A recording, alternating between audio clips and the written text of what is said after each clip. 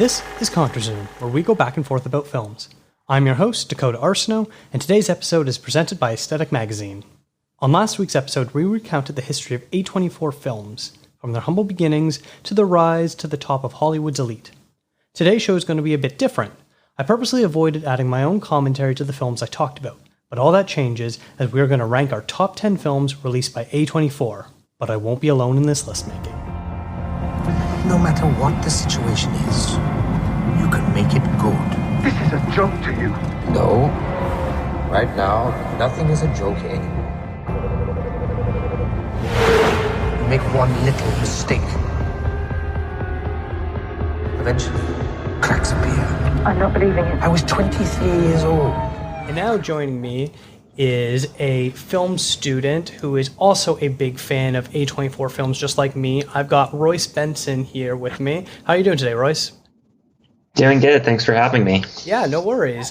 This was a pretty fun project where I was looking for some big A24 fans, and you answered the call, and we were sharing some notes back and forth about what our favorite movies were and things like that. And I think we had a lot in common, and I think you're a good match for this. Yeah, well, I'm excited to get into this today. Great. So basically, what I'm going to do is talk a little bit about A24 movies that we've seen. We're going to do a top 10. And I also did a survey on Reddit and the A24 subreddit, asking them what of some of their qualities in A24 movies that they like and what were their favorite movies. So I think the first thing is to kind of talk about maybe some of the homework that we were doing. I ended up watching, 8 movies released by A24 since I knew that I was going to be taking on this project, because I figured I had some blind spots. I wanted to try to fill them, see if any of them would make my list. And as far as any sort of big blind spots for me, I guess really the biggest one is maybe like It Comes at Night, which isn't that big of a deal. Mid-90s, the Jonah Hill movie. Gloria Bell, which was the Julianne Moore movie, which I'd seen the original, which I believe was a Chilean film. And apparently that one is actually better than the remake, so I didn't feel as obligated to watch it. But overall, I think I was able to cover basically all the big releases that A24 has. What about you? What was your homework like for this? So my homework for this, a big blind spot I had was Trey Edward Schultz's filmography. His 3 films, Kirsha, It Comes at Night, and Waves, which I was finally able to watch last night. I had never really gotten to that, and so I was able to get those through. I wasn't really able to do any rewatches this week. I've been pretty busy, but I think besides that, I've watched a decent amount of their filmography, and I think between the both of us, as we've discussed, I think we've been able to at least bite off a sizable portion of their films so far. Yeah, absolutely. I think in total now I ended up watching about 39 movies. I think when we started, both of us had said we were just over the 30 mark. So I think that's a pretty good representation of what they offered. Yeah, I'd say so. Now, as I was saying, I put out a survey. I just wanted to ask a couple questions to see sort of what the temperature was around A24 and why people like them. So I ended up asking 5 questions, about the company, and I just want to get your feedback on some of the results. So the first question was, what is your favorite A24 movie? Pretty simple question, and unshockingly, the results were pretty widespread. There were 2 movies that came out on top, and that was Uncut Gems and Good Time, the Safdie brothers movies. Both of them got 4 votes. I'm not totally surprised, and I wouldn't actually be surprised if you polled the people that said either Uncut Gems or Good Time what their second favorite movie was, and probably was the opposite one. Would you sort of be in agreement with that? Yeah, I would agree with that. I'm definitely not surprised as well that the Safdies are definitely coming on top. Because I think there's just like a bigger audience for their type of films, especially with the content they're trying to make. And I think they might be making some of their most accessible work, I think, for mainstream audiences, at least. Mm-hmm. Yeah, that's very true. And then there were 6 films that got 2 votes each, and that was The Lighthouse, The Witch, Ex Machina, First Reformed, Hereditary, and Lady Bird. None of those are really surprising. I think if you were to kind of just guess what would be the most popular movies, that group right there, those 8 films would definitely probably be the first ones that would come to mind. Yeah, that is. I'm really surprised though through this whole process, Moonlight hasn't really been brought up, at least on a lot of top lists, because I know it's widely been considered like one of the greatest films A24 has ever come out with, as well as, it won Best Picture a couple of years ago. So I think that's also really interesting. It did get a single vote. The other ones were Climax, Eighth Grade, Green Room, Midsommar, Moonlight, The Florida Project, Last Black Man in San Francisco, and Under the Skin. So those seem to be some of the more, I guess, under the radar picks for the most part. Moonlight, like you said, I'm definitely surprised that it didn't get a couple more votes. It makes me wonder if maybe people that are the A24 fans on Reddit are more into the horror films, because those ones seem to have gotten more was the horror thriller genres, whereas the more personal dramas didn't seem to do as well. Yeah, I think there's definitely that division. I haven't really been like on the Reddit circuit as much, at least when it comes to A24 films, but I've been on the Letterbox, at least fan base for quite some time now, and it's almost like the complete opposite. So it's kind of interesting looking at how two social media platforms can have different opinions, like as a group together. Yeah, that's very interesting. The next question I had was, what is one underrated A24 film that isn't mentioned enough? And the one that came on the top was Under the Skin with 3 votes. That's one I know both of us are a big fan of, and we'll get more into it later. Do you consider that an underrated film that you don't hear talked about? Yes, I would actually say so. It's weirdly not talked about at all. It's probably one of Johansson's best performances, if not her best so far. And that'll be definitely interesting later to dive more into that and, yeah, why it's so overlooked. Yeah, you're not going to get any argument from me there. Other movies that got multiple votes included A Ghost Story, Green Room, The Killing of a Sacred Deer, and The Rover. So that kind of has a mix. I wouldn't really consider, Oscar-winning movie Room as underrated, but maybe because it was several years ago, that's why. But it doesn't surprise me to see stuff like The Rover, A Ghost Story, and Killing of a Sacred Deer on there, because those are definitely ones that I don't really see mentioned as much, considering that their directors have kind of produced bigger films since then. I'd agree with that, yes.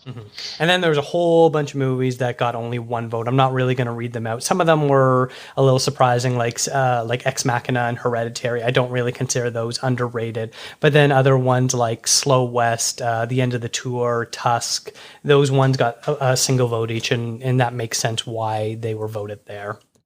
The next question is, why do you like A24 films? I put out kind of a multiple choice within an other option, and so I was just sort of curious if I was able to kind of pinpoint the reason why maybe people like A24 movies.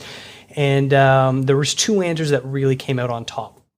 The genres they distribute match my tastes, got 9 votes, and the diversity of actors, writers, and directors they empower got 8 votes. And I think those 2 things really kind of cover, for the most part, why people like A24. Would you kind of feel that you fall into one of those camps or both? I'd say I probably fall a little bit into both of them. It's such a diverse film distribution company, like anything really the film industry's seen before.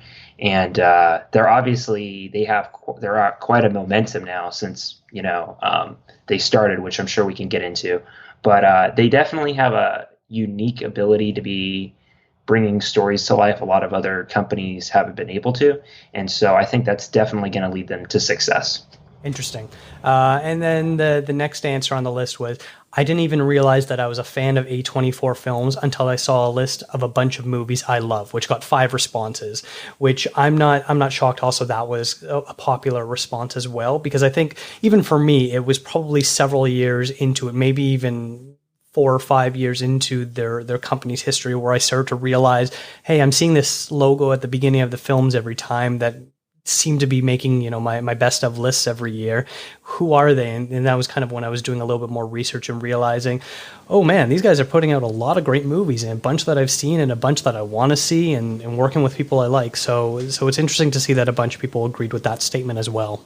And then I was just kind of curious about how many A24 movies people had seen. So I kind of was grouping them in options. So there's 1 to 5, 6 to 10, 11 to 20, 21 to 30, 31 to 50, and 51 plus. Because if you include comedy specials and some of the TV specials that they've done, it's over 100 films. If you're just counting feature releases, I think it's about 70 or 80 or something like that. So there's definitely a wide range there. As we said at the top, both of us were kind of in the low 30s when we decided to do this. But the most popular answer was 21 to 30 films, which got 9 responses. So that seems like also a pretty high number for a production company that's only been out for a few years now. Granted, I was polling people that were big fans of their movies to begin with, like self-identified fans.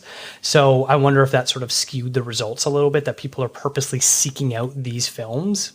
Yeah, I would agree with that. I think it might be slightly skewed just because, once they really get into A24 films, they'll probably continue to seek out films like that, and they'll go to theaters and stuff like that to support those kind of movies. Mm-hmm. Yeah, I agree. And then only one person responded 1 to 5, which makes me question why they were taking this survey to begin with. And then one person answered 51 plus, which just like boggles my mind, because there's so many movies that I'm not quite interested in. So that's a lot of dedication to seeing as many as they can. Yeah, definitely. And then the last question I had was, what upcoming A24 release are you most excited for? I listed a bunch of options, and then I also gave the other one because they do have a bunch of irons in the fire. 2 answers came out on top. Saint Maud, which is going to be a horror movie coming out later this year, and then The Green Knight, which was supposed to come out around this time. Both of them got 7 responses. First Cow got 5. That movie came out and then it was pulled from theaters, and then it's going to be re-released in theaters once they open back up again. And then the Korean American drama Minari got 4 votes. Those are all the ones that got multiple votes. Would any of those ones fall into your most anticipated, or is there maybe a different movie that you would be more interested in seeing at this time? Well, interestingly enough, I had the ability to go see First Cow up on a trip with some friends up to LA. I want to say about a month and a half ago, or no, rather 2 months ago, like right before the quarantine started. And the director was there, Kelly. I'm blanking on her last name. Kelly Reinhardt, exactly. And it was a screening up there, and then it had a Q&A afterwards. It was a really great event. So that was awesome, getting an opportunity to kind of be like one of the first people to actually see it. It's too bad it got pulled. I think it's a fantastic film. But I guess to get back to the question, I guess my most anticipated would probably have to be The Green Knight. I love what David Lowery has been doing over the last couple of years, especially with a Ghost Story. I guess a non-A24 film. I believe it's The Old Man and the Gun. I think he's a really interesting upcoming director, and I'm really excited to see what he does next. Yeah, The Green Knight was my response as well to that question. I'm really excited too. I'm jealous that you got to see First Cow. That's one. Seeing those reviews as they were coming out, everyone just glowing about it. I can't wait to see it now. Mm-hmm. I highly recommend it, yes. And then a couple other answers. It was The Tragedy of Macbeth, Zola, The Zone of Interest, Come On, Come On. And then someone said the Safdie's new project with Nathan Fielder, which I'm not too sure what that is about. And then lastly, someone actually answered, I'm not excited for any upcoming releases from A24. So I wonder if that's the same person that did the 1 to 5 movies that they've seen. If they're just like, yeah, I only see like 2 movies a year, so I'm not excited for anything. Yeah, no, you're probably right on that one. So yeah, that was a pretty interesting survey. I just really wanted to sort of test the waters of what people were thinking, because I kind of was able to formulate my own thoughts based on, Letterboxd and Reddit and Twitter and things like that. But it's really nice to kind of see some actual hard data and not just my anecdotal evidence that I get from watching social media. Mm-hmm. All right, so now we are going to get into this. We're going to take a short break, and when we get back, we are going to go into our top 10 films. I think maybe you guys can help me with Jamie. How do you be a good man? What does that even mean nowadays? Don't you need a man to raise a man? No, I don't think so. I think you're what's going to work for him. You just feel guilty because it's just me and you. You don't know what I'm feeling. All right, so now we're going to list our top 10 A24 films. We both created a list, 1 through 10. We actually sort of worked on this together, where only a movie can be picked once, so you're not going to see any duplicates. Did this twofold. One, because we want to make these lists a little bit more unique, and two, that way we can still jump in with someone else's pick and sort of say our thoughts if we had seen it, and just sort of spitball from there and not worry about having to repeat ourselves too much. So without further ado, Royce, what's your number 10 movie? My number 10 pick is actually the 2013 film Locke, directed by Stephen Knight. The synopsis, as read over Letterboxd, is Ivan Locke has worked hard to craft a good life for himself. Tonight, that life will collapse around him. On the eve of the biggest challenge of his career, Ivan receives a phone call that sets in motion a series of events that will unravel his family, job, and soul. So being my number 10 pick, I was looking down the list. This film actually surprised me quite a bit. Simply because it's mostly a one-man show in this case, in the portrayal of Tom Hardy as Ivan Locke. The film is so well shot, mostly shot in POV in a way that depicts Tom Hardy's character driving from one place to another. The camera never leaves his view unless there's shots that are outside of the car, but the camera always stays on him. And the only interactions and really ability to interact with other people is through a series of phone calls he has. And so you don't really know much about him as a person until you learn about like his family life, and his work and all those different elements. And it builds together to be quite a surprisingly emotional performance from Tom Hardy, and one that I believe is severely underlooked in A24's filmography. Interesting. That was the last movie that I watched before we recorded this, and I liked it. It didn't quite hit all the notes for me, but I really appreciated what they were trying to do with this. Like you mentioned, Tom Hardy's performance, it really was quite strong, but I think a lot of the performances that needed to be there to make this movie really work were the ones on the other end of the phone, because we're not seeing other people's reactions or emotions or things like that. We can only base it on what their voice sounds like. And I think they all did a pretty good job. The star for me for that was Andrew Scott, who plays a coworker of his named Donald, who does a really good job, going back and forth between being super nervous and worried to being confident, all while kind of doing this arc of getting drunk and then sobering up throughout the night. So it was a really interesting performance for that. And there's actually quite a bit of big name British actors in this. I was really surprised. They ended up getting Tom Holland right at the beginning of his career to play one of his sons, which was pretty cool. So moving on to my number 10 movie, we've got 20th Century Women from 2016, directed by Mike Mills. In 1979, Santa Barbara, California, Dorothy Fields is a determined single mother in her mid-50s who is raising her adolescent son Jamie at a moment brimming with cultural change and rebellion. Dorothy enlists the help of two younger women, Abby, a free-spirited punk artist living as a boarder in the Fields home, and Julie, a savvy and provocative teenage neighbor, to help with Jamie's upbringing. This was a movie I really enjoyed. I think it had three really strong performances by the women: Annette Bening, Greta Gerwig, and Elle Fanning. All three of them did a really good job. But then also the young boy who I'd never seen before, Lucas J. Zumman, and Billy Crudup, who most people probably know from things like Almost Famous or Watchmen. All in all, works as a bit of an ensemble film and some really interesting stuff as far as cinematography goes. There's some great superimposed images and lens flares to give that California vibe. And it's both kind of a feel-good, coming-of-age story while also a bit of a heartbreaking drama. Was this one that you were able to catch up with or no? It was actually. I haven't fully written up a review for it yet, but it was actually, I was able to see it a couple days ago, actually with my mom of all people, because now that we have Mother's Day coming up this weekend, I think it's actually it may be my new favorite Mother's Day film that's definitely rewatchable, in the sense that I believe it has a great examination of the relationship between a son and his mother, especially in the teenage years where a lot of change is happening. And so I think the film depicts that beautifully. And yeah, I think that's maybe its most strong element out of everything.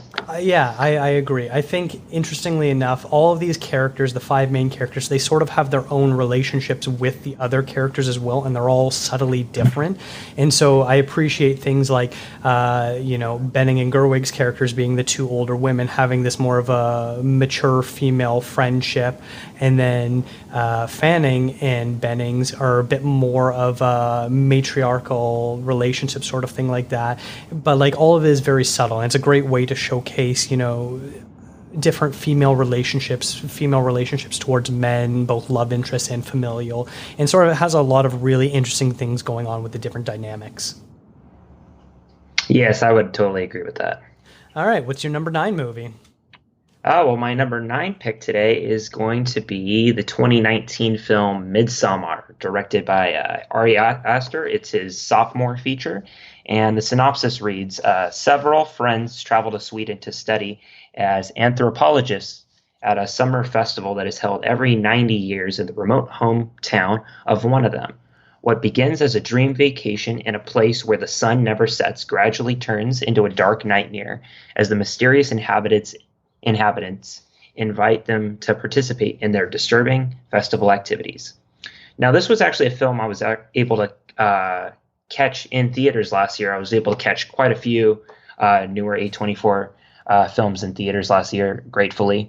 But this one was definitely interesting for me. It's the two main leads are played by Florence Pugh, who plays Danny, and Jack Rayner, who plays Christian. And they're a girlfriend and boyfriend that basically decide to go on this trip to Sweden. Danny, without diving too much into what happens, Danny is definitely a very broken person who is struggling with grief. And that's definitely a topic Aster seems to have a lot of insight on, considering that when he was actually writing the script for this film, he was going through a breakup himself. And you can really feel the authenticity when you're watching the film, as it really goes into play with how relationships work, how those dynamics can change, how trust can really make or break a relationship. And especially with the allegory of kind of leaving a familiar place and being kind of misplaced and trying to find a new home. This cult group that they basically run into is initially kind of presented as being these very friendly and helpful people that want to embrace them. But once you learn more about them, you start seeing a much more darker element. And I think it reflects a lot of interesting parallels with a film that came out in the early 70s. I want to say The Wicker Man. That's kind of the vibes the film was giving off to me. But overall, I think it's a very fascinating look at how grief can kind of morph into some very dangerous things that can really break the relationships around us. Did you have any thoughts on the film? Yeah, I'm not a huge horror fan, and this is probably something that's going to come up a few times in this episode, so I'll try not to repeat myself that much. But I still did really enjoy it. I think most of it comes down to the fact that Florence Pugh's performance is the one that really needs to ground this movie, and she does a fantastic job. She's one of my favorite up-and-coming actors, and she does a really good job with that. But I think one of the things that really interested me was the fact that they made a horror movie that basically takes place almost completely in daylight, which is something that we don't really get all that often, because an easy way to hide something, whether it's jump scares or, the fear of the unknown, is to cloak everything in black and have it take place at night and, no power, things like that. Whereas this, basically everything takes place directly out in the open. You can see everyone. You can see all the emotions that everyone is doing. And that's what I think really makes it work, because if all the key players, all the people in this commune in Sweden weren't fully committed to this vision of bringing to life this community, then it wouldn't have worked, because they can't hide in the shadows and things like that. And so the fact that they were able to achieve that is really a remarkable feat. Yes, and really quick, just to go off of what you were saying, I think if anything, by setting the film in daylight and having very bright contrasts, at least with the camera work, it makes the film even more disturbing, because it's something that's not happening in the dead of night in secret. It's happening broad daylight. And I think there's something to be said that almost makes the film even much more unnerving. All right, coming in at number 9 for me is Enemy from 2013, directed by Denis Villeneuve. And the plot is a mild-mannered college professor discovers a look-alike actor and delves into the other man's private affairs. This is a movie that's going to be really hard to describe without giving stuff away, while at the same time, I'm sure even if I were to describe it, it wouldn't make sense, because this is the kind of movie where it's not about plot so much, it's about your interpretation of the plot. Two things. Denis Villeneuve is one of my favorite directors. Arrival is one of my all-time favorite films, and I can't wait for Dune and everything else he's going to do. And two, I love the fact that this takes place in my hometown of Toronto, and you actually get to see, the actual landmarks in the streets, and they say these things by name in the neighboring towns and things like that. So I really appreciated that Denis Villeneuve didn't try to hide that this was, maybe New York or Chicago or somewhere else, that he actually set this in Toronto. And that makes me like it even more. That said, Gyllenhaal has a really tough job of playing these two characters who neither of them are really sure exactly what's going on, and they clearly have sort of similar lives. And so it's much more about the micro emotions and moments that he needs to be able to communicate to tell the differences, because it would be a lot easier. We've all seen movies where, one actor is playing two parts, and one of the parts is the crazy out of control person. The other one is the quiet, introverted person. Those are easy to tell the difference between this. When you have two people who, for the most part, are sort of similar, but both very paranoid at the same time, it's a little bit hard to tell the bigger differences between them, and that's something that actually works in its favor, in my opinion, because there's a scene where one of the Jake Gyllenhaals goes to his mother's house and has a lunch, and he starts saying stuff, and you think it's one Jake Gyllenhaal, and then by the end of the conversation you're like, wait, that doesn't make sense, that's something that the other one was saying. Is this the other guy? Like, what is their deal? And so it's something that was really sort of messing with my head, and reading about this movie and different interpretations of it really fascinated me and got me more into it. The only thing I didn't like were the spiders, because I hate spiders. Yeah, if you don't like spiders, you probably shouldn't watch this movie. Yeah, that final shot, I'm not going to say it, but basically made me crap my pants. No, I feel that. But was this a movie that you watched and were like, what the hell did I just watch? Or were you able to kind of appreciate the mystery behind it all? So to be honest, I actually saw this a couple years back, so my memories of the film are a little bit hazy. But from what I remember, I did really enjoy it a lot. This was back when I was trying to catch up on a lot of Villeneuve's earlier work, as I too am also he's one of my favorite directors. I think he's one of the best directors currently making films right now. But no, Enemy it's definitely a step forward, at least in the sense of before he was making some French films, and now he was starting to kind of branch over into the American market. But I think it's definitely an amazing performance by Gyllenhaal, playing dual performances. I think it brings into it makes the viewer kind of consider what does identity mean, as well as relationships, and how that can affect people's psyches and stuff like that. But I think I think just talking about this film with you, I think it's definitely in need of a rewatch very soon. And I'd be remiss if I didn't give a shout out to both of the female leads in this, Melanie Laurent and Sarah Gadon, who both turned in really good performances as women who are basically utterly confused of what the men in their lives are going through. All right, so what is your number 8 film? My number 8 film today is the 2017 film Good Time, directed by Josh and Benny Safdie. This was their first mainstream film, even though they had made a whole bunch of shorts before then. This was kind of their first debut kind of into stardom. Basically, the synopsis reads, after a botched bank robbery lands his younger brother in prison, Connie Nikas embarks on a twisted odyssey through New York City's underworld to get his brother Nick out of jail. Now, the interesting thing about this film is that the two brothers, one is played by Robert Pattinson, who plays Connie, and then his brother, who's played by Benny Safdie, one of the directors, interestingly enough, named Nick. And it explores the familial relationship between two brothers.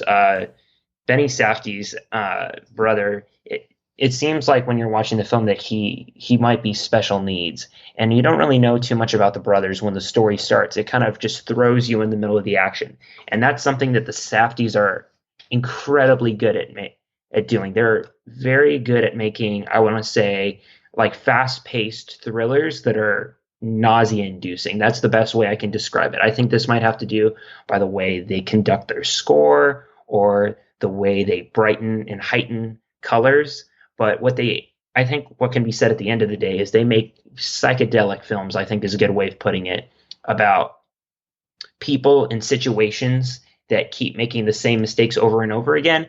And basically that's kind of what continues the plot on from there. They make it, and then something happens and they're back where they started. So they don't really progress anywhere. They're essentially always in momentum. They're always running. They don't have time to rest or even breathe. And I think the audience can kind of feel that too when they're watching these films. And I think they definitely perfect that later on with their later filmography, which I'm sure we'll touch upon later. But overall, I think the Safdies, I think it makes a lot of sense why people are connecting with their films and why they're definitely garnering a lot more attention from mainstream audiences. Yeah, I think you described their films very well. I think another maybe adjective of their genre would be anxiety, because basically everything is just sort of ratcheted up. This was interesting because this came at a time where Robert Pattinson was breaking out of his sort of former teen heartthrob Twilight era. And he had made a couple movies to that point that were kind of low budget indie stuff like The Rover, Cosmopolis, Maps of the Stars, where he was trying to do something a little more gritty. But this was the first time for me that made me reevaluate him as an actor, where you watch that and you go, yeah, that guy actually can act and has a lot more to offer than maybe we were writing off for him before. I was really impressed with this film. He did a great job. This movie is basically just like one anxiety-inducing heartbeat pumping out of your chest to another. Everything is sort of, just when you think it's quieted down and everything is calm, that's when everything sort of gets ratcheted back up again. And there's quite a few moments where you just like unbelievable.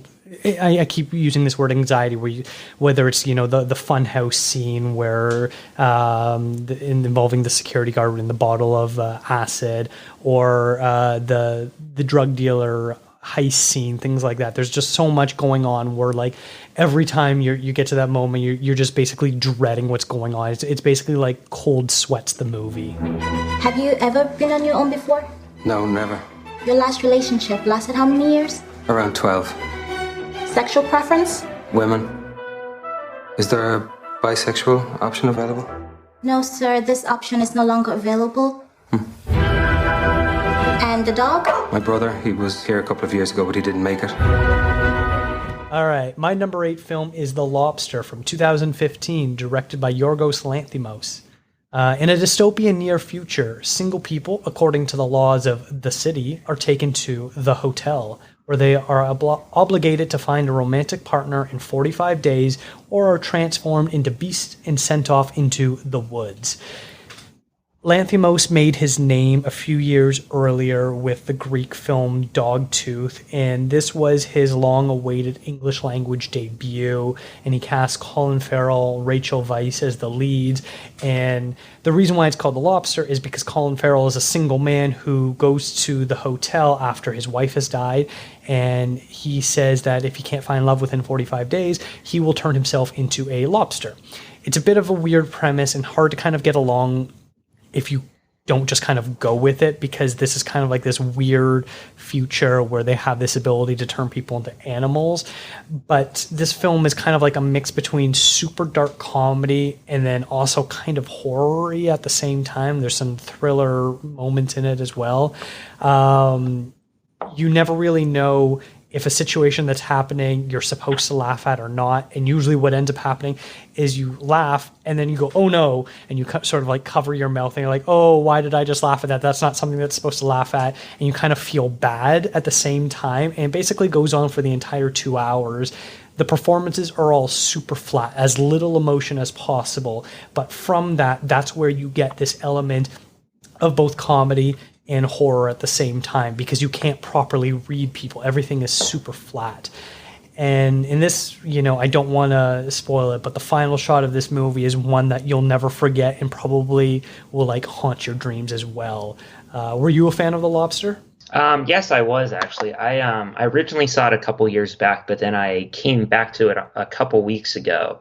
And yes, it's definitely, I think Yorgos has a unique style, unlike any of his, really any other director right now. He has this sense about him when he's making films and when he's writing the script that the characters aren't really living. The characters that are in the world even that he builds isn't meant to be realism. Since it's a part of cinema, it's in its own world and universe with its own rules. And that can be said about how Yorgos uses dialogue. Dialogue's very flat. It's nothing like I've really heard in a lot of different films, but I think that's what makes his style unique. It's a certain flatness, like and kind of calmness, like you were saying. No one really acts normal in the most traditional sense, and that awkwardness can kind of play off as being really funny or really disturbing. And I think that's really an interesting mixture. I think the film also does a fantastic job at kind of critiquing society's sort of obsession with relationships. There's this idea, I think, even though I'm not in a relationship myself, there's this idea that, at least that Yorgos is going for, is that society feels that people should be in relationships, and if they're not, there's something, wrong with them. And I think he plays with that idea in a really kind of lighthearted way, but also with a seriousness that I think he's able to balance that really well. So you could argue it's kind of like a really twisted and weird rom-com, I think would be a good way of putting it. But it's kind of hard to put my finger down on what exact genre this film would be defined as. If anything, I think it exceeds exactly what a genre is and goes outside of it. And that's what I think's really interesting about his films. All right. What is your number 7 film? My number 7 pick is the 2018 film 8th Grade, directed by stand-up comedian of all people, Bo Burnham.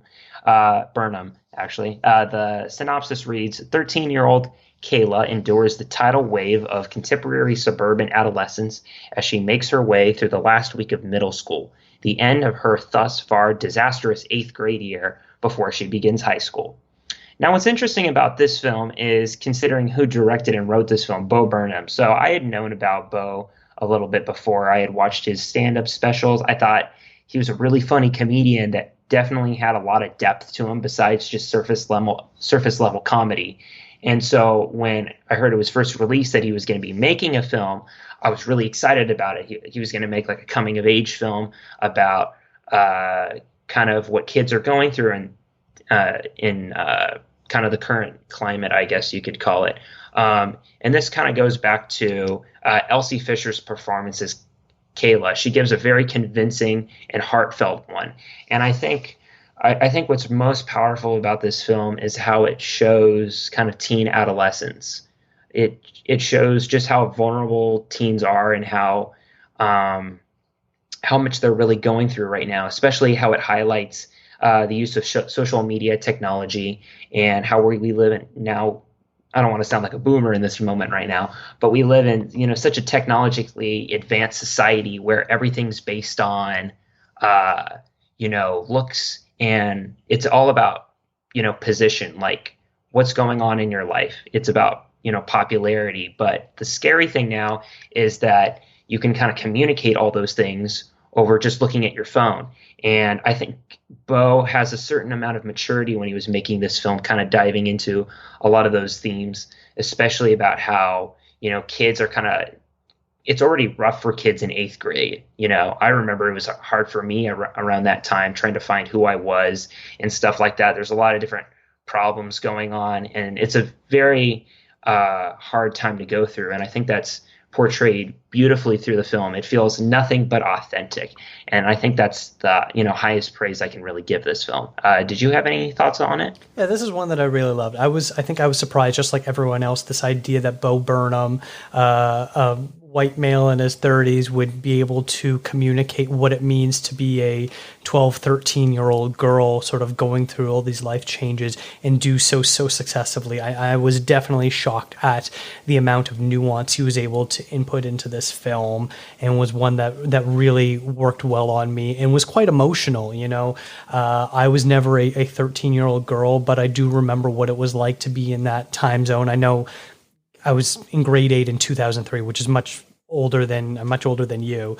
Yeah. And there's definitely some similarities, and whether or not you always relate to the main character or not, there's different people in different scenes where you can sort of understand why they're acting in a certain way, and understanding probably how they're feeling at that time. And you're trying to navigate this world of, you're no longer a child, but you're not a fully hormonal teenager. You're not an adult that can make decisions on their own. There's so many different aspects, and so it's so interesting that he decided to make a film based on an age group that we often never really see in films. Anytime you see family-friendly movies, things like that, kids are usually younger than 8th grade, and then for the most part, teen films are mid to late stages of high school, usually, like 11th grade graduating class sort of thing like that, seniors.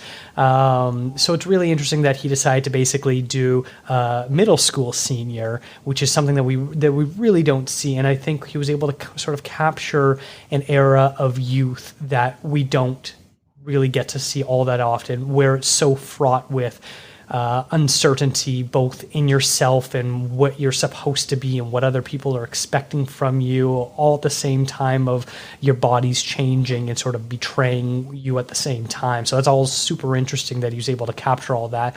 But I think what really worked for me was the relationship between the father and the daughter. The two of them worked so well together. And, there's a moment where they're sitting at the campfire in their backyard, and it's just absolutely heartbreaking, where she wants to sort of be mean to him, but also can't because she still needs her father, and he wants to be there for her, but really doesn't know how to communicate that. And all that sort of comes together really nicely in that little scene. My number 7 film is Lady Bird from 2017, directed by Greta Gerwig. A California high school student plans to escape from her family and small town by going to college in New York, much to the disapproval of wildly loving, deeply opinionated, and strong-willed mother. This is Saoirse Ronan, probably at her best for me. I'm a big fan of her, and she's just such a strong character in this film, where she's sort of navigating, we were talking about 8th grade, where you're sort of in this period of uncertainty. This is happening at the end of high school, where you're feeling like you think you know who you should be, and so you're trying to follow that path, but there's still so many uncertainties because you are young and under the care and control of your parents, and they're trying to do best by you, while at the same time you're also trying to plot out your own life course. So it's another really interesting period, especially taking from Greta Gerwig, who wrote and directed this film, sort of basing it on her own life, and then allowing Ronan to kind of bring that to life was really interesting. I think they did a great job together, bringing this character in this world where you're trying to date for the first time, but you don't want to go too far, but you kind of do a little bit, and navigating friendships and whether or not you're going to leave to go somewhere else to go to school. Are those friendships going to continue? Things like that. Are you a cool kid? You want to be a cool kid? There's so many big questions here that I love that are being asked, and not all of them need to be answered. Just putting them out there in the world is enough for me. Yes, I would. Those are very strong points, and I would also agree with you that that Lady Bird, I think, would be a definite double feature to tag team with 8th grade. Because like you said, like one is the transition period into high school, and the next film would take place 4 years later and is the transition into adulthood and how much people can change and kind of evolve from that. And this movie has so many great performances. I know I already highlighted Saoirse Ronan, but her mother, played by Laurie Metcalf, is so good. And then along with her father, Tracy Letts, and then her friend, who's played by Beanie Feldstein, and then the two male interests in her life, Timothy Chalamet and Lucas Hedges. The two of them together are just so good, and I love everything that everyone brings to the table here. All right, so what is your number 6 film? My number 6 film is the 2019 film The Lighthouse, directed by Robert Eggers. And I think you're going to see a trend in my picks later on that, unlike you, I used to not like horror movies, but I think A24 has really been getting me into this genre more than I usually would normally. The synopsis reads, two lighthouse keepers try to maintain their sanity while living on a remote and mysterious New England island in the 1890s.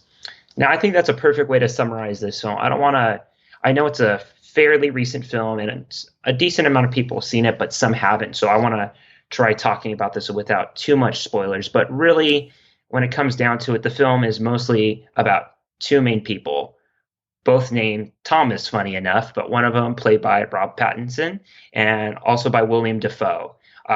Both of these are literal forces of nature in this film. I think they command the screen with such precision like I haven't seen really before in the last couple of years. Also, I think this is definitely a step up for Robert Eggers. I think how he shot it with his director of photography, Jaron Blaschke, I want to say. Thankfully, this even got nominated for Best Cinematography at the Oscars recently, and so that was really cool. But I think what stems at the head of this film is the power dynamics between young and old, because that's really what it's about. It's an analogy about these two men struggling for complete power and control over each other, and how that's utilized in the film, I think, is beautiful through kind of a lot of the symbolism that's used throughout and a lot of even the Promethean kind of ideas it brings up of kind of, taking power over something. In this case, it's the lighthouse. That's what they want power over, and how that dynamic works between those two, I think, is beautifully done. Yeah, I think you made a good point. This movie is just so steeped with both symbolism and sort of mythology. I would not be surprised if this is a movie that is dissected for years to come. The influence of art and literature and mythology and just all different ways to sort of express a story is all present in it, and in the way that it's shot, and the way that the characters talk, and the music and the set design. All of it really is grounded from something else, and that shows how much care that Eggers really brought to this story. And you're right, these are two powerhouse performances that you just can't take your eyes off of them. In number 6, I've got Green Room from 2015, directed by Jeremy Saulnier. A punk rock band becomes trapped in a secluded venue after finding a scene of violence. For what they saw, the band themselves becomes targets of violence from a gang of white power skinheads who want to eliminate all the evidence of the crime. This is such a grimy movie that's just seeped in violence in many different ways, both psychological, physical as well. And there's so much interesting things going on. I love the fact that when we first get introduced to this punk band and they play in the skinhead bar, they're playing a Dead Kennedy song, playing Nazi Punk's F Off, which is a great introduction to them and sort of their middle finger. And then as everything sort of devolves into chaos, things get worse and worse. And in every new layer that gets added, you just can tell that it's not going to be a good night. It starts out with things like X-Acto knife blades, and then machetes, and then dogs, and just like worse and worse things keep happening to this band, and watching them try to survive with the amount of pain that gets inflicted on them is really powerful. This is a great thriller, but definitely not a film for someone with a weak stomach. I would definitely agree with that. It definitely holds some very 70s grindhouse vibes. And I think what's also rarely talked about of this film is Patrick Stewart's performance as kind of the leader of these neo-Nazis. He gives a very calm but very disturbing performance, even though he's kind of in and out of the story. I think he really elevates the film.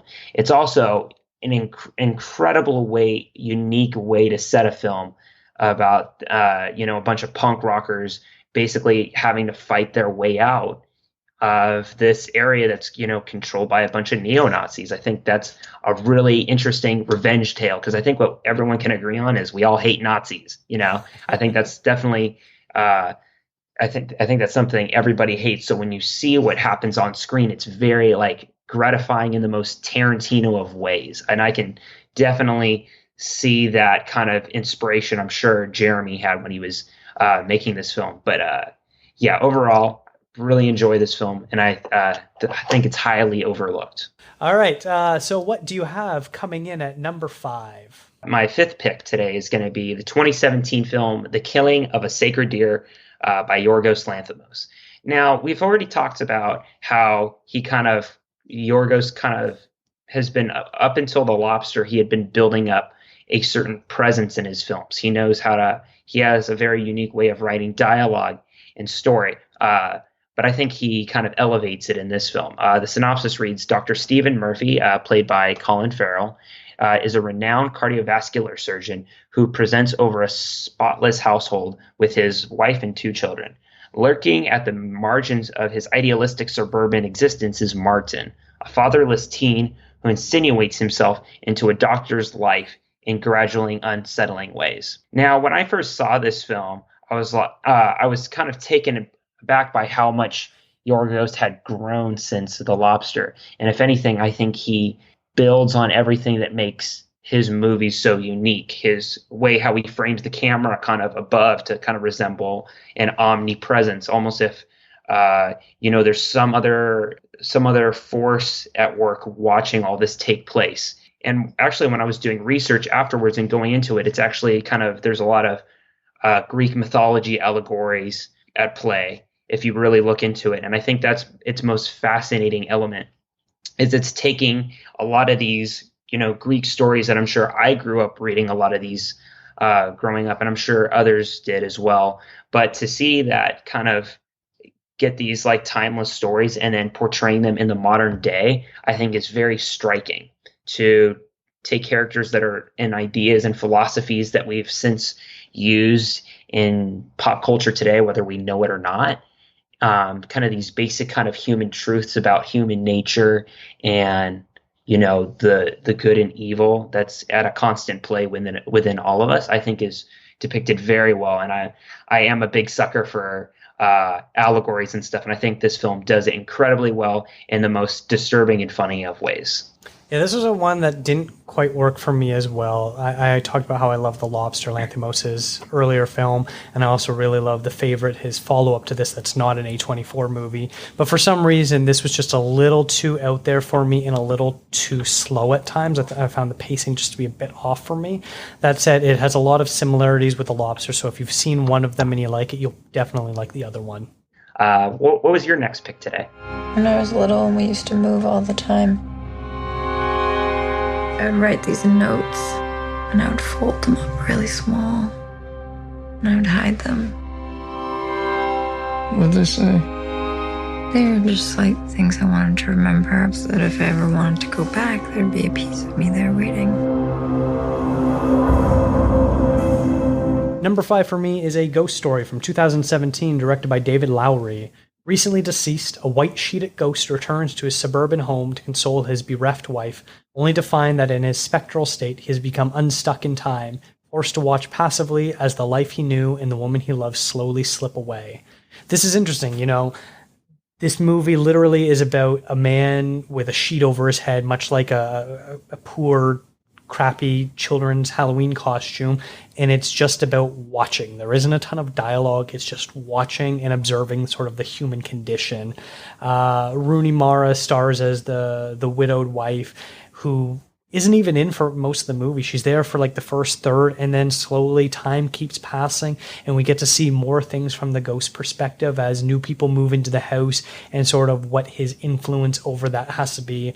This is a very meditative film where it's not about the plot. It's really about understanding what the passage of time means. And there's a bit in the movie where a large chunk of time is sort of passing. And it's one of those things where if you ever start thinking about your own mortality, you sort of end up feeling like you're in this feedback loop of like, okay, I'm doing this, and then when I'm dead, I'm dead forever and ever and ever. endeavor, and it just sort of keeps going, and it just sort of like messes with your head a little bit.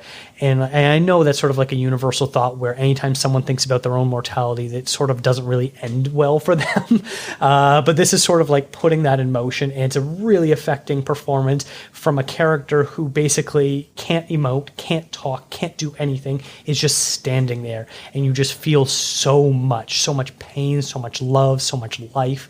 And that's really what made this film work for me. I believe it was actually my number one film of 2017. I loved it that much. Yeah, and when you were saying how there can be so much emotion coming from simply a man with a bedsheet cover on his head, I think has to go to a lot of that credit has to be given to David Lowery and how he presents it, because this could easily be a snooze fest. And for some people, some critics of this film, it indeed is. But for people that have the patience and the time for a lot of scenes, as a lot of scenes are carried out very long, I think it's a deeply rewarding and humbling experience as a look on what exactly happens to us when we lose the people in our lives that really mean the world to us, and how our lives can feel seemingly meaningless without it, and without those people.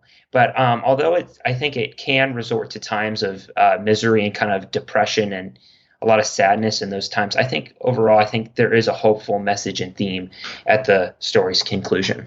Yeah, and I think it really is just sort of appreciating what you have and sort of living in the moment, which I think are the key messages behind it.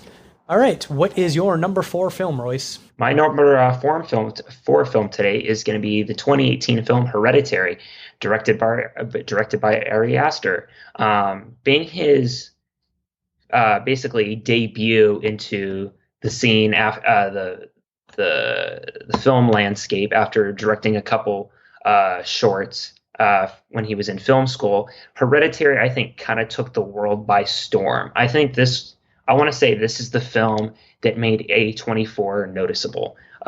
Before I go into too much detail, the synopsis essentially reads, when Ellen, played magnificently, I must say, by Toni Collette, the matriarch of the Graham family, passes away, her daughter's family begins to unravel cryptic and increasingly terrifying secrets about their ancestry. Now, I think what's most disturbing about this film, and I think why it garnered so much attention, is a lot of people were calling it, I remember when it originally released, I wasn't able to see it at the time in theaters, but so many people were calling it the scariest film since The Exorcist. And I think the reason behind that is it took a lot of elements that it wasn't a straightforward horror film. It takes place primarily as a drama. It's a family drama first and foremost that has horror elements infused with it. And I think that's all in better service of the film, because traditionally with most horror films, especially if ones of later years, characters tend to you don't really feel for the characters. So when bad things start happening to them, you don't care because they don't have that much character development. But I think this film beautifully portrays the dynamics between each family members, and especially Toni Collette, which I must say was incredibly snubbed as a Best Actress, at least for a nominee for this film. She gives her best performance of all time as a grieving woman. And I think, as I said earlier, Aster does an amazing job at portraying what grief does to somebody. And if left uncontrolled and unchecked, how evil can seep into our lives, whether we realize it or not. And I think there's so many scenes throughout this film that are traumatizing. There's a car scene that definitely is going to be stuck in my mind for a long time, as well as the final shot. I think it truly is one of the most disturbing and hauntingly beautiful horror films of the last several years. This was a movie that I was putting off watching despite all the good reviews about it, and I watched it and it completely messed it up. And I loved it. This movie was fantastic. There was such great control of the camera and the staging of everything that Aster was doing. I was so impressed with it all. You complimented Toni Collette, and she definitely was snubbed. But I think another performance that I really wanted to highlight is Alex Wolff, who plays the son.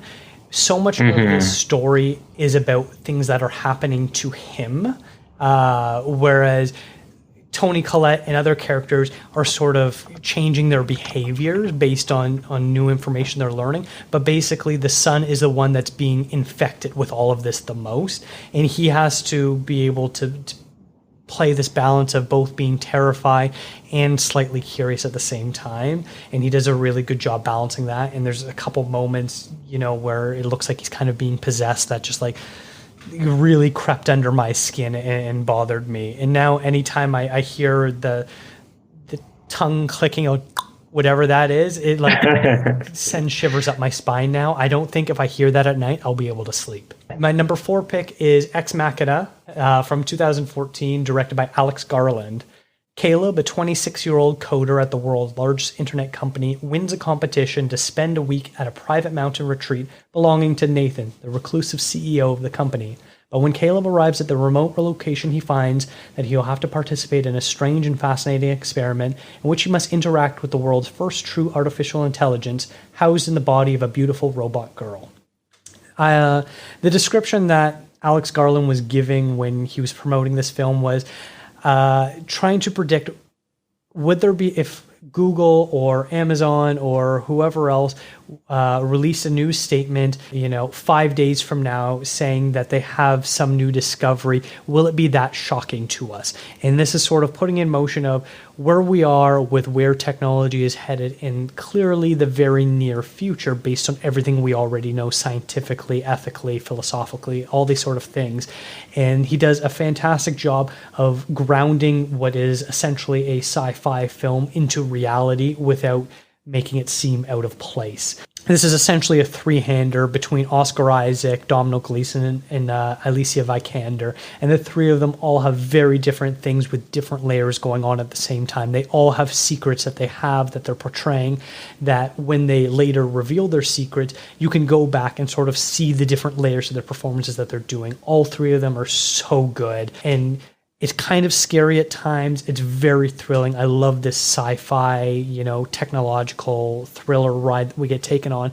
But right in the middle of this movie, there's this hilarious moment where Oscar Isaac and his housekeeper, who doesn't speak English, break out into a synchronized dance scene that just sort of like breaks all the tension before immediately going right back into it. And I just love the fact that they were able to include that bit without losing anything that they were working on. Yes, I would definitely agree. That's a fantastic scene. I also think a lot of what's going for the film is based on the title itself, Ex Machina, which in Latin, I believe, is from the machine, and it's often kind of positioned with Deus Ex Machina, which is God from the machine.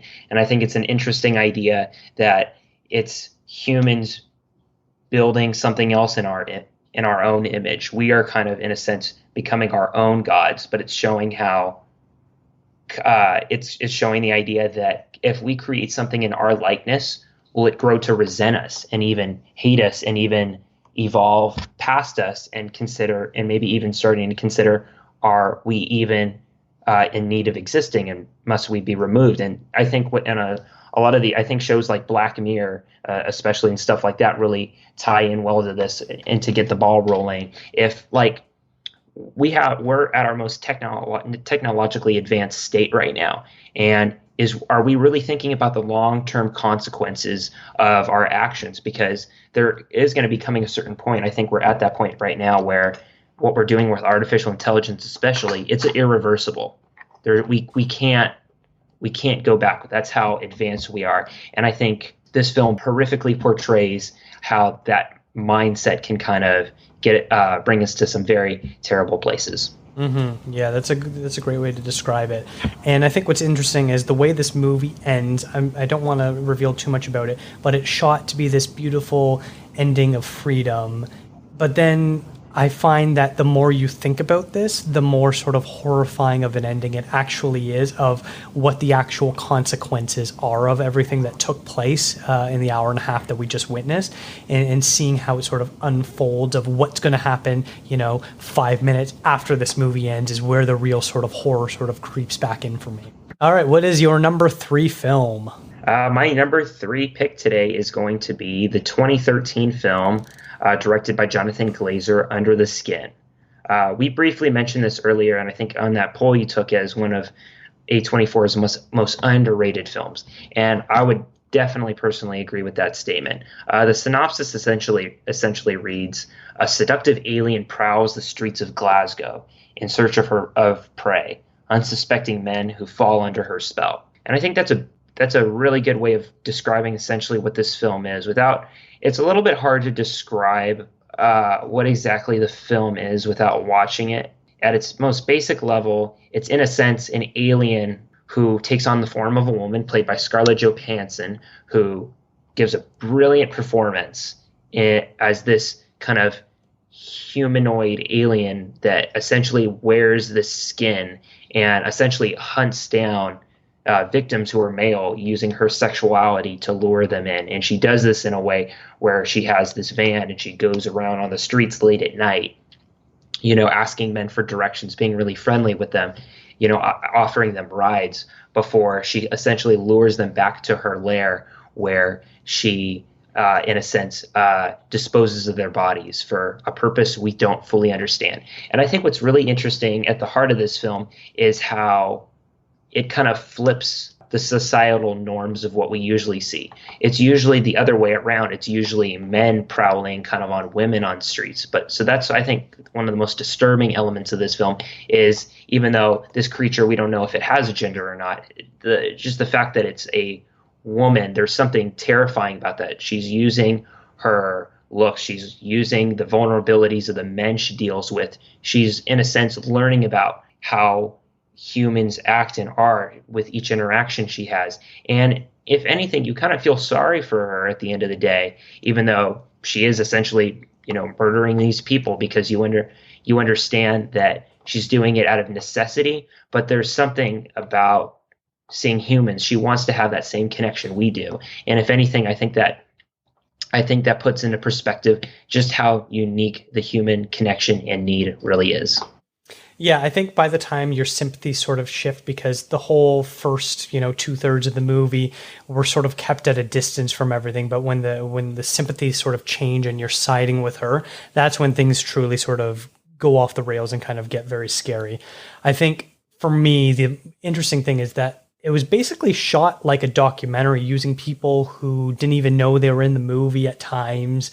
And they were able to add on this narrative layer with this sort of sci-fi CGI element to it as well at times.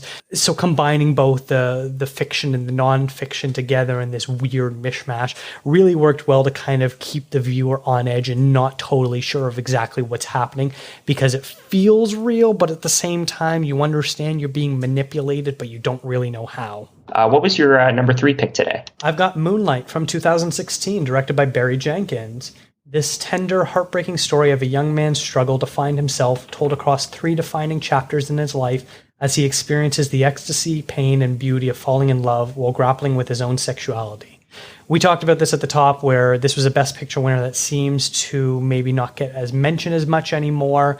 I still absolutely love this. The cinematography, the score, the choice of casting, the way everything sort of comes together is just so beautiful. This is a film that is just rich in emotion in a way that I have never seen before. And the fact that they're able to get, it's essentially the story of these 2 men, 6 different actors to play them over the 3 different time periods, and it be consistent and you understand who they are at this point in their life and why maybe they look a little bit different and how that sort of influences who they are, just adds so much more to it. And, this film is most famous for Mahershala Ali with his Best Supporting Actor turn, who's only in the first sequence. We only get to spend about 20 minutes with him, and he leaves such a mark on what it means to be a man, a parental figure, someone to look up to, all this sort of stuff, while being this complex role of him being a drug dealer as well, is just blows my mind with the amount of layer and subtlety that they are able to infuse into this film. But really, I think, the big star of this is the cinematography. This is just a gorgeous looking film where you can't help but feel everything got put into it. Well, I agree with you there. I believe the cinematography and even the score on this is completely spellbinding. It literally feels like it's in a fantasy at times, how it mixes the different colors, the color palette of like blue and purple to kind of give this kind of a melancholy feeling. Sadly enough for me, I don't feel like this film worked with me as much as it did for you or for even Academy voters. The whole problem stems for me is the main character. He doesn't, at least for me, it didn't feel like he has very much depth. And so when a lot of people were saying, oh, the three actors that play him across the different stages of his life, they feel like the same person. And it's like, well, obviously, but it doesn't feel like it was that hard because he doesn't even really talk or interact that much. And so it didn't feel as compelling as it could have been. I think there's definitely something Barry Jenkins is trying to say about at least masculinity, especially within the African-American community. And I respect that 100%. But for, I think, a lot of different reasons, the film just doesn't work for me because it kind of loses momentum after the first half, because I wanted, as you did, I wanted more Mahershala Ali. I think he was the centerpiece of the story. I think he was the most compelling. And when he was taken out, I think the film loses a lot of its momentum. But overall, I think it's still a piece that's, at least for me, worth revisiting, hopefully in the near future. Interesting. That's really interesting to hear all that. I've decided to keep a journal, to set down all my thoughts and the simple events of my day. I will keep this diary for 1 year, and at the end of that time, it will be destroyed.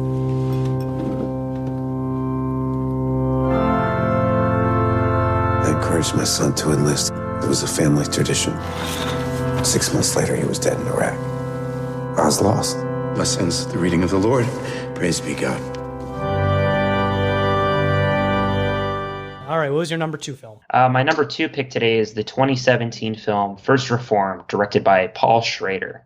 The synopsis of this reads, a pastor of a small church in upstate New York starts to spiral out of control after a soul-shaking encounter with an unstable environmental activist and his pregnant wife. When I first saw it, I would call it a spiritual experience. I think Paul Schrader does an amazing job directing and writing. His previous work definitely reflects this film. He worked with Scorsese, having helped write the script for both Taxi Driver and The Last Temptation of Christ. And I think Paul Schrader's actual roots growing up as a Christian himself, primarily Calvinist, definitely paints a picture in this film as the film deals with the ideas of faith and politics and how those mix. And I think it's especially it's a film that's especially needed in today's climate because it talks a lot about the issues going on in our world and how the church is addressing it, such as things like climate change and a lot of environmental things that need to be taken into account. But I think the real centerpiece of this film is Ethan Hawke's portrayal. I think it's his best performance to date, and it's one of my favorite performances of the 2010s. He does such an amazing job as in the role as the Reverend Toller that he portrays in the film, giving a very nuanced performance of a man that has dealt with deep grief, and he's learning a lot about the hypocrisy going on around him, and the need for real reform to take place. And I think it's exceptionally well done. It's one of those films that when you watch it, there's so many scenes. That ending scene where you don't know what his outcome is. Is he damning himself to eternal damnation, or is he in a way saving himself? The way I most want to read it is that, in a sense, he finds true grace at the end of it, and the long road of searching has kind of led to some sort of answer for him. And for all those reasons, I think it's such a beautiful film, and one that I think is definitely going to be talked about in many film circles for years to come. That's a great reading of it. I really appreciated all you had to say about it. First and foremost, I'm very mad that you actually picked this. I was hoping to be able to sneak this into my bottom 5, but the fact that you were to draft this in the second spot made me mad.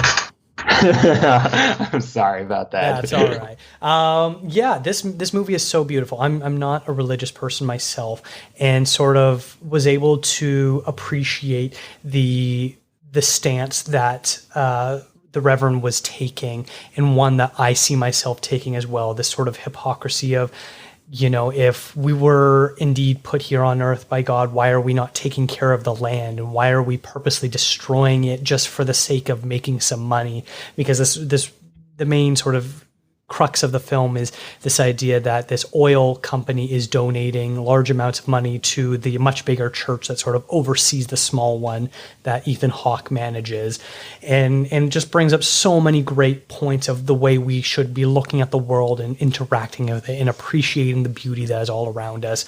And for the most part, 90% of this film is pretty straightforward and understandable, and then that last 10% of the movie where it sort of goes to this enlightened stage where you're not really too sure what's going on and you kind of have to interpret it based on your own feelings of everything. That's just the icing on the cake for me. Yes, I would also say the way Schrader decides to handle the camera. I've looked into it. He's developed the whole idea of transcendental cinematography, which in a sense he used on earlier projects, in a sense where the camera stays very static, very minimal movements.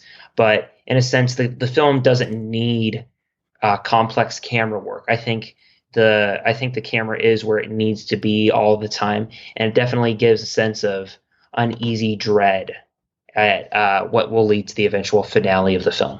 My number 2 film is Uncut Gems from 2019, directed by the Safdie brothers. A charismatic New York City jeweler, always on the lookout for the next big score, makes a series of high-stakes bets that could lead to the windfall of a lifetime.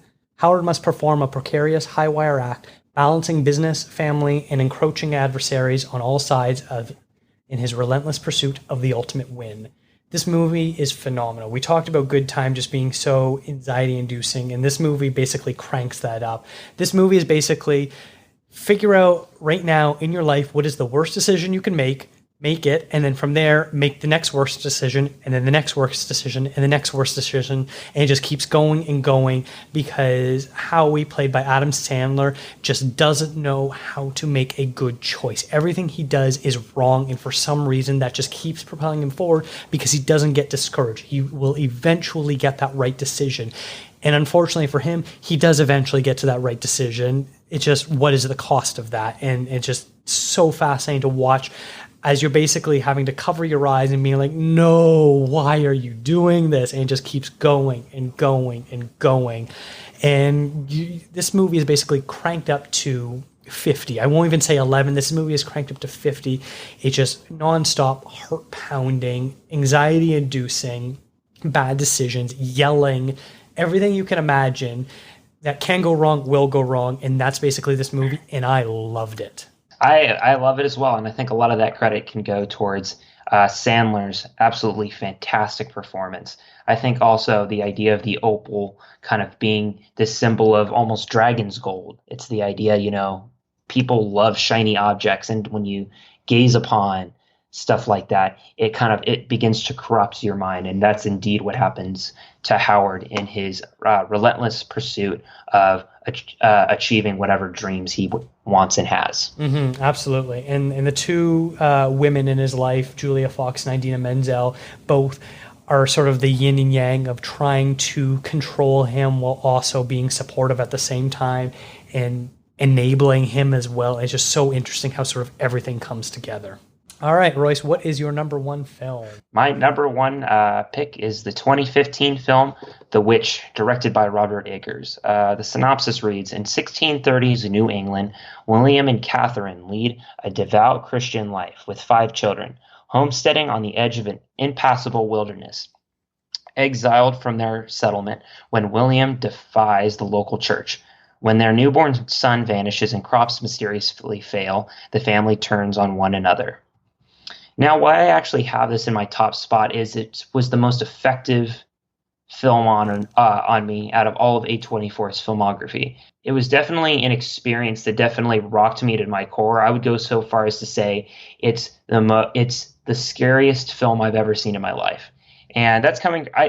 In my defense, I haven't seen too many horror films per se, but in the growing amount I have, I think the most disturbing aspect of this film is the location and the ideas it's presenting. It's presenting the idea, as Robert Eggers was saying, his main goal when he was writing this was it was meant to be a Puritan nightmare. And I think what he conveys that so well through this film. The highest praise I can give to Robert Eggers really is his devotion to his material. First and foremost, before he's a filmmaker, is he's a historian, and this can be shown by both this film and The Lighthouse. He does an immaculate job at laying out a landscape of what life was during that time. He does an amazing job researching the era and the time period that's going on, as well as all of finding period accurate dialogue, and from doing constant research and making these screenplays that make you feel like you've been transported back into that time. But the most terrifying element of the film to me is this idea of isolation. The father, played by I believe his name was Ralph Ensign. The whole cast really: Anna Taylor-Joy, Kate Dickel, amazing cast as this family that decides they're essentially excommunicated from their Puritan commune and are, in a sense, sent into the wilderness away from everything they hold dear. And essentially, they're terrorized by a witch, and you don't know if there's anything supernatural or not going on until the closing moments, which is it's the scariest moment ever depicted that I've ever seen in my life, really. And I could rave on and on about this film, but I think what the scariest element is, it plays with the idea of how family can turn on each other so easily, and how religion can kind of get into that, and how when you aren't surrounded by a good circle of people, how easily people can fall. And I think the score, the cinematography, the acting, they all build up to being one of the most unsettling experience in recent years, and I think, in my opinion, A24's greatest film. That's interesting. I appreciated the mood setting that it was trying to do. I really liked all that. It wasn't as scary for me as Hereditary was, but I loved how everything was about dread and the fear of the unknown, and so much was building off of that. They did a great job with that. And Anya Taylor-Joy was a terrific lead in this, sort of showcasing this young girl who is sort of being forced into womanhood a little too early, and trying to understand everything that's going on while still supporting and being there for her family. And I love the analogy of how the woods kind of symbolize a darkness. There's a darkness and evil out there, but by the film's end, how accepting the main character, played by Anya Taylor, is, kind of because she's become so distant from her family. The thing she once called evil is the thing that might be the most accepting thing in her life. I always come back to the old house. What if it's empty? What if we just peeked inside? We could throw parties. You can put on one of your plays. We can yell. Who is this house? Our old house.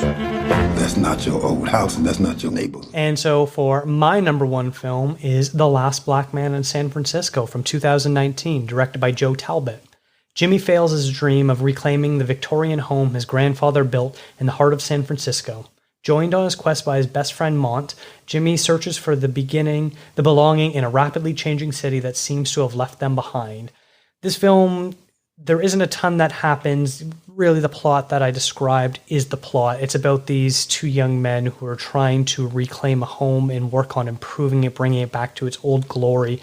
But it's so much more. This is about life and death and family and history and your place in the world and gentrification and all this sort of stuff that both is an experience unique to both Black people and people of color, but also to everyone as we're watching the world change and pass us by, and we don't know where we fit in anymore. This might be the single most beautifully shot film I have ever witnessed. For anyone that's a big fan of the movie Columbus by Kogonada, this is very similar, where you get beautiful shots of architecture and angles and color and sunsets and beautiful faces. This movie is just seeping with beauty and love. And there's one scene in particular where Mont, who is a playwright, writes this one-man show after the death of someone that they know. And how he basically transports this whole world of everything that he's experiencing right now, from the house to the friend dying and what's going on in San Francisco. It just had me absolutely in tears in a way that I had not experienced before. This movie was just so heartfelt. I know not everyone went for it because it's a bit of a slow burn, but for me, this is like the epitome of filmmaking. Well, you've definitely convinced me to watch it, because sadly I haven't yet. I'm actually going to try watching it this weekend, but if it's everything you've described, it definitely sounds like a sure win in my book. Yeah, it really is one that you need to see and sort of go in expecting to not be super plot heavy, and allowing it to just sort of overtake you with emotions. It's got some great scenes of just skateboarding through San Francisco that happen in slow motion that just show the beauty of the camera and everything that's going on, and one that I really appreciate everything that's happening. And I'm really excited to see what Joe Talbot does next, and along with the two leads as well. Both of them were absolutely fantastic. Jimmy Fails plays a version of himself, and then Jonathan Majors plays his friend Mont. So this is one that if you haven't seen, it's super underseen by most people. I highly recommend that you check out. Overall, I hope everyone enjoyed these lists of our top 10 films. I'm going to include them on social media on the show notes. But Royce, thank you so much for sharing your list of your favorite A24 films. Yeah, thank you so much for having me once again. It's been a really fun experience. Well, fantastic. Well, I hope this isn't the last time that you come on. Oh, yeah, I would look forward to it, yes. If you're going to San Francisco, be sure to wear some flowers in your hair. If you're going to San Francisco. Once again, thank you, Royce, for coming on, and for everyone that participated in the survey. If you haven't listened to the last show that covers the history of A24, I highly suggest you go back and check it out. I got some wonderful feedback that I'd like to share. Friend of the show, Callum McNabb from the Scare-Traducing podcast said, "Crazy just how consistent they've been and how quickly they've rose to become almost cliche for cinephiles. Can't wait to hear your top 10s. There's more than enough quality material to have debates, etc. But as a Glasgowian, sorry, I apologize for messing that up, watching ScarJo wander around Buchanan Gallery shopping center undetected is so violently joyous and surreal, despite the overt realism and the almost gonzo/docu style of the movie. It really is hard to comprehend exactly how Under the Skin makes me feel, but it's got to be my A24 number one because there's nothing like it. I just finished the novel and can't fathom how Glazer created what he did from the source material." Thank you, Callum. I also got a really nice message from Jacob Romero, who reached out on Instagram and said, "I'm a huge A24 fan. I just listened to your podcast. Holy moly, let me just say I had chills. The way it was edited. The sounds from Moonlight and Room. Man oh man, I was remembering all my favorite moments. It's amazing how film moves us. Definitely will be sending an email about my favorite film. Amazing job. Keep it up." Well, Jacob, I hope to get an email from you, and I will include any other feedback you have on a future episode. Contra Zoom is presented by Aesthetic Magazine. I'd like to thank Eric and Kevin Smale for the theme music and Stephanie Pryor for the logo design. Follow the show on Instagram, Twitter, and Facebook at ContraZoomPod. What was your favorite A24 films? Send me an email, contrazoompod@gmail.com, and I'll include your message in a future episode. It would be a great help if you would rate and review the show wherever you listen to podcasts, as it will help us grow and find new listeners. Thank you for listening.